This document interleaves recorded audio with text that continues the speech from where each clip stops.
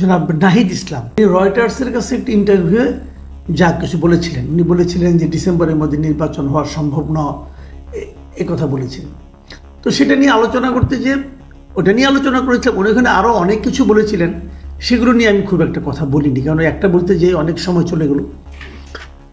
তো আজকে উনি একটা প্রেস কনফারেন্স করেছেন বিকেলে। সেই প্রেস কনফারেন্স উনি বলেছেন যে ডিসেম্বরের মধ্যে নির্বাচন সম্ভব নয়, এভাবে বলিনি। উনি বলতে চাচ্ছেন যে উনি ঠিক এভাবে বলেন নাই যে ডিসেম্বরের মধ্যে নির্বাচন সম্ভব নয়, একথা উনি বলেন নাই। উনি কি বলেছেন তাহলে? উনি বলেছেন যে ওনার কথাটা হুবহু পড়ে শোনাই। উনি বললেন যে বলেছি পুলিশ যে নাজুক অবস্থায় আছে সেই অবস্থায় থেকে নির্বাচন সম্ভব না। মানে পুলিশের যে নাজুক অবস্থা সেই অবস্থা থেকে নির্বাচন সম্ভব না। এখন আর ডিসেম্বর না, তার মানে যতদিন পুলিশ নাজুক অবস্থা থেকে পুলিশের উত্তরণ না ঘটছে ততদিন পর্যন্ত নির্বাচন সম্ভব না। তো 7 মাসে আপনার পুলিশের কিছুই করতে পারেন না, নাজুক অবস্থা থেকে উত্তরণ ঘটে নাই, বরং আরও খারাপ হয়েছে। কীভাবে বলে কি দেখেন, আপনার গত 2 দিন আগেই তো শাহবাগ যে আপনার আছে পুলিশ ফাঁড়িতে আছে, সেখানে কতগুলি তৌহিদি জনতা নামধারী কিছু লোক যে হাজির হয়েছে এবং তারা থানার ভেতরে ঢুকে গারদের মধ্যে আটকা থাকা যে ব্যক্তি তার সঙ্গে ভিডিও করেছে, তার বক্তব্য নিয়ে ভিডিও করেছে। এর কোন বিষয়টা পুলিশের সক্ষমতাকে প্রমাণ করে বলুন তো? করে না। পুলিশের অবস্থা তো আরও খারাপ, এবং আগামী 6 মাস পরে পুলিশের অবস্থা খারাপ হবেই, আরও খারাপ হতে পারে। কারণ যত এদের দাপট বাড়বে তত তো পুলিশের অবস্থা খারাপ হবে, কারণ পুলিশ তো জানে না যে তাদের পক্ষে কে আছে।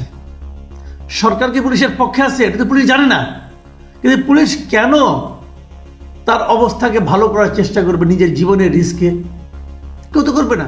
অথবা ধরা যায় এই পুলিশের অবস্থা যদি আরো 1.5 বছর পরেও ঠিক না হয়, মানে আগামী বছরের জুনেও যদি ঠিক না হয়, তাহলে কি তখনও নির্বাচন হবে না? মানে নির্বাচন হওয়া না হওয়ার সঙ্গে পুলিশের অবস্থা ভালো না হওয়ার কোনো সম্পর্ক আছে? যদি পুলিশের অবস্থা ভালো না হয় তাহলে আর্মি নামবে, আর্মি নির্বাচন কন্ডাক্ট করবে। নতুন গভর্নমেন্ট যখন আসবে হয়তো এমনও তো হতে পারে যে এই অন্তর্বর্তীকালীন সরকারের যে ক্যারেক্টার, সেই ক্যারেক্টারের কারণেই পুলিশের অবস্থা ভালো হচ্ছে না, এটাও তো হতে পারে। পুলিশের মনোবল ভালো হচ্ছে না এই গভর্নমেন্টের ক্যারেক্টারের কারণে। যদি এটা হয় তাহলে তো নতুন গভর্নমেন্ট আসলেই ক্যারেক্টার ভালো হয়ে যাবে। তাহলে নতুন গভর্নমেন্ট আর একটা পলিটিক্যাল গভর্নমেন্ট আনার ব্যবস্থা করতে হয় আমাদের। সেটা আমরা কীভাবে করতে পারি? যদি পুলিশ দিয়ে আপনি না করতে পারেন তা আর্মি নামান, আর্মি ইলেকশনটা কন্ডাক্ট করবে, এতে তো আমি কোনো সমস্যা দেখি না, বরঞ্চ সেটা আরও বেটার ইলেকশন হবে। তো আর্মি তো আমার দেশেই আছে, এটা তো বিদেশ থেকে আমদানি করতে হবে না। তো এগুলো কি আসলে মোদ্দা কথা হলো নির্বাচনকে দেরি করিয়ে দেওয়ার একটা গরিমসি ভাব। আচ্ছা ঠিক আছে, আমি এটা ধরলাম না, উনি যেটা বলেছেন সেহেতু এটা নিয়ে আমার মানে কোনো বক্তব্য নাই। আমি আরেকটা পয়েন্টে আসি, যেটা কালকে আমি বলিনি, যে কথাটা কালকে আমি বলিনি। ওনার রয়টারের ইন্টারভিউ কিন্তু আরেকটা বিষয় এসেছিল। সেই বিষয়টা হলো উনি বলেছিলেন যে কিছু ধনী মানুষ আমাদেরকে অর্থ সাহায্য করছে, সেটা দিয়ে তারা করবে, এবং তারপরে আরও বলেছিল যে আমরা গণ সহযোগিতা নেব, মানুষের কাছ থেকে গণ চাঁদা যেটাকে বলা হয়, ক্রাউড ফান্ডিং যেটাকে ইংরেজিতে বলা হয়, তার মাধ্যমেও আমরা আমাদের অর্থ সংগ্রহ করার চেষ্টা করছি। এটা কিন্তু কালকে তিনি বলেছিলেন। ওইটার ব্যাপারেও উনি কী বলেছিলেন ওটা আমি আর এখন বিভিন্ন পত্রপত্রিকা যেটা পেয়েছি সেটা আর পড়ে শোনাচ্ছি না। উনি কি দাবি করেছেন সেটা আমি বলি। নাহিদ ইসলাম বলেন যে রয়টার্সের ইন্টারভিউতে কিছু মিসকোড হয়েছে। আমি বলেছিলাম যে আমাদের আর্থিক বিষয়ে সমাজের যে সচ্ছল মানুষ বা শুভাকাঙ্ক্ষী রয়েছেন তারা মূলত আমাদের সহযোগিতা করে। আমরা একটা ক্রাউড ফান্ডিংয়ের দিকে যাচ্ছি, অনলাইন এবং অফলাইন কেন্দ্রিক। এই হলো গিয়ে মূলত বক্তব্য। উনি বলেছেন যে গণমাধ্যমে এটা নিয়ে ভুল তথ্য এসেছে, এটা সংশোধন করার জন্য অনুরোধ করব। আচ্ছা ঠিক আছে, তাহলে উনি ভুল তথ্য আলাপবাদ কী তথ্য এসেছে ওটা নিয়ে আলোচনাই করতে চাই না। উনি সর্বশেষ যেটা সংশোধন করে দিলেন ওনার বক্তব্যে বাংলা ভাষায়, এবং সেটা হুবহু এসেছে, আমি সেটা নিয়ে একটু কথা বলতে চাই। প্রথমত উনি কী বলেছেন আবার বলি, শুনুন। আমাদের আর্থিক বিষয়ে সমাজের যে সচ্ছল মানুষ বা শুভাকাঙ্ক্ষী রয়েছেন তারা মূলত মাথায় রাখবেন, মূলত আমাদের সহযোগিতা করে, মানে প্রধান সাহায্যটা তারা পাচ্ছে সমাজের আর্থিকভাবে সচ্ছল বা শুভাকাঙ্ক্ষীদের কাছ থেকে। যারা আর্থিক এবং তাদের শুভাকাঙ্ক্ষী, তাদের কাছ থেকে যে অর্থটা পায় এটাই তাদের প্রধান আয়ের উৎস। তারপর আবার বলছে আমরা একটা ক্রাউড ফান্ডিংয়ের দিকে যাচ্ছি, যায় না এখনো, তারা যাচ্ছে। মানে ক্রাউড ফান্ডিং মানে কি? গণচাঁদা। সাধারণ মানুষকে বলবে আপনারা আমাদের টাকা দেন, আমরা দল চালাবো। অনলাইনে হতে পারে, বিকাশে হতে পারে, নগদে হতে পারে, যে যেভাবে পারে তাদেরকে টাকা দিবে, এই একটা পদ্ধতি হতে পারে। ওনার ওদিকে যাচ্ছেন মানে কি? ভবিষ্যৎকাল, এখনো যাননি। তার মানে এখন পর্যন্ত যারা যা কিছু করেছেন সেটা সেই সমাজের সচ্ছল মানুষ বা শুভাকাঙ্ক্ষী তাদের কাছ থেকে পেয়েছেন, এবং আগামীতেও মূলত এরাই দেবেন। এই জায়গাটাতেই আমার প্রশ্ন, কারা আপনাদের শুভাকাঙ্ক্ষী, কারা সেই সচ্ছল মানুষেরা? আমরা বিগত সরকারের সময় দেখেছি যে বিভিন্ন ব্যবসায়ীরা যারা নাকি আগের সরকারের কাছ থেকে সুবিধাভোগী ছিল, তারা সেই সরকারের পদলেহন করত, তারা সেই সরকারের নানা রকম কর্মকাণ্ডে সরকারকে সহায়তা করত। এমনকি যখন জুলাই আন্দোলন চলছিল তখনও এই ব্যবসায়ীরা শেখ হাসিনাকে নানাভাবে পরামর্শ দেওয়ার চেষ্টা করেছে যে কিভাবে আন্দোলনকে কন্ট্রোল করা যায়, আন্দোলনকে দমিয়ে রাখা যায়। সেই পরামর্শ কিন্তু এই ব্যবসায়ীরা দিয়েছিল।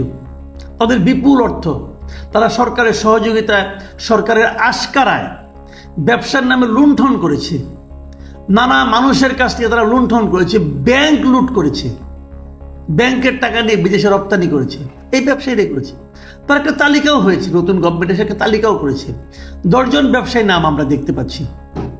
যে 10 জন ব্যবসায়ী, বেক্সিমকো আছে, বসুন্ধরা আছে, ওরিয়ন গ্রুপ আছে, সামিট গ্রুপ আছে, এরকম আরও নাবিল গ্রুপ আছে, এরকম 10টা কোম্পানি আছে তাদের নাম, যারা নাকি মানে শিরোমণি, মানে দুর্বৃত্তের পনার মাথায় শীর্ষস্থানে অবস্থান করছে এই 10টা প্রতিষ্ঠান। এখন আমি নাহিদ ইসলামকে বলব, বুকে হাত দিয়ে বলুন, এই 10টার কারো কাছে কি আপনার কাছ থেকে আপনারা জানেন টাকা নেন নাই? এই 10টার কেউ কি আপনাদের শুভাকাঙ্ক্ষী আছে? আপনি বলবেন নাই। আমি আপনার কথা বিশ্বাস করব না। কেন করব না? এই কারণে, বিভিন্ন কারণ আছে বিশ্বাস না করার, আমি ওই কারণগুলিতে যাচ্ছি না। আমি আপনাকে বলবো যে আমি আপনার কথা বিশ্বাস করব তখন যখন আপনি সমস্ত শুভাকাঙ্ক্ষীদের নাম ঘোষণা করবেন, নাম প্রকাশ করবেন। আপনি বলুন আপনাদের শুভাকাঙ্ক্ষী কারা, নাম বলতে অসুবিধাটা কি? তারা তো এই দেশেরই লোক। যদি তারা বিদেশের লোক হয়, যদি ইন্ডিয়ার লোক হয়, তাহলে আমি বলবো যে আপনি ইন্ডিয়ার টাকায় করতেছেন, পলিটিক্স করতেছেন। যদি পাকিস্তানের লোক হয় বলবো আপনি পাকিস্তানের টাকায় পলিটিক্স করতেছেন। যদি ট্রাম্পের লোক হয় তো বলবো ট্রাম্পের টাকায় আপনি পলিটিক্স করতেছেন। যদি বসুন্ধরার তো আমাদের থাকে তাহলে আমি বলবো আপনি বসুন্ধরার টাকায় পলিটিক্স করতেছেন। বলতে পারবো না? পারবো। আমি জিনিসটা বলতে চাই, আপনি বলুন যে কারা আপনাকে টাকা দিচ্ছে, সেই শুভাকাঙ্ক্ষীদের নাম বলুন, কে কত টাকা দিচ্ছে তাও নাম বলুন। সেই টাকাটা কি ব্ল্যাক মানি নাকি হোয়াইট মানি? তাদেরকে আপনি কোনো রসিদ দিয়েছেন? রসিদ দিয়ে চাঁদা নিয়েছেন, নাকি ডান হাতে দিয়েছে বাম হাতে পকেটে ঢুকিয়েছেন, আবার সেখান থেকে দলের জন্য বের করার সময় অর্ধেক পকেটে রেখেছেন, অর্ধেক দলকে দিয়েছেন? কোনটা? এই জিনিসগুলো আমি সন্দেহ করব ভাই। আমি এই দেশের নাগরিক, আমি সন্দেহ করব। আপনাকে যতক্ষণ পর্যন্ত না আপনি নিজের অবস্থানটা পরিষ্কার না, আপনি পরিষ্কার করার লোক, আপনি তো আপনার নিজের ইনকামের কথা পরিষ্কারভাবে বলেছেন, আপনি আপনার ব্যাংক অ্যাকাউন্টের কথা বলেছেন, আপনি আপনার ফ্যামিলির কথা বলেছেন, তো আপনি আপনার দলের কথা বলতে পারবেন না কেন? বলেন, আমরা শুনতে চাই। আমরা আপনাকে ভালোবাসতে চাই, আমাদের সেই ভালোবাসার সুযোগটা করে দেন। আপনি ট্রান্সপারেন্ট হন। ট্রান্সপারেন্ট হলে এক লাফে আপনার দলের জনপ্রিয়তা অনেক দূর এগিয়ে যাবে। আওয়ামী লীগ বিএনপি ট্রান্সপারেন্ট দল না ভাই, আমরা তাদের বিকল্প একটা দল খুঁজতেছি। আমরা সেই দলটাকে আপনাকে ভাবতে চাই, আপনি আমাদেরকে হেল্প করুন। এই সাহায্যটা আপনাকেই করতে হবে। আর যদি করতে না পারেন তাহলে তো সেই আপনি গড্ডালিকা প্রবাহে গা ভাসালেন। আগে এই সমস্ত দুর্বৃত্ত ব্যবসায়ীর কাছ থেকে আওয়ামী লীগ বিএনপি নিয়েছে, এখন আপনারা নেওয়া শুরু করলেন। তাহলে যেই লাউ সেই কদু, আমাদের লাভটা কী হলো? জনগণের ভাগ্যের তো কোনো পরিবর্তন হলো না। আমি আপনাকে আহ্বান করব, আপনারা অতি দ্রুত এতদিন যত টাকা পেয়েছেন সব টাকার হিসাব পাবলিক ডোমেইনে অনলাইনে আপনারা ওপেন করে দেন। কার কাছ থেকে কত টাকা পেয়েছেন প্রত্যেকটা নাম, প্রত্যেকের নামের তার কোন ব্যবসা প্রতিষ্ঠান এবং তার কাছ থেকে কত টাকা পেয়েছেন তার একটা হিসাব দেন। যদি কাউকে 10 টাকা পান সেটাও বলেন, অমুক আমাকে 10 টাকা দিয়েছি বলেন। আমরা হিসাবটা চাই আপনার কাছ থেকে। আপনি কয় টাকা তুলেছেন, কয় টাকা খরচ করেছেন, অথবা কয় টাকা আপনার লোকজন মেরে দিয়েছে সেটাও আমি জানতে চাই। প্রিয় দর্শক, নতুন দলের কাছে আমাদের চাহিদা সবসময় বেশি থাকবে। নতুন দলের কাছে আমাদের প্রত্যাশা নতুন প্রত্যাশাই থাকবে। সেই নতুন প্রত্যাশা যদি নতুন দল না মেটাতে পারে, তো নতুন দলের সঙ্গে পুরাতন দলের কী পার্থক্য রইল?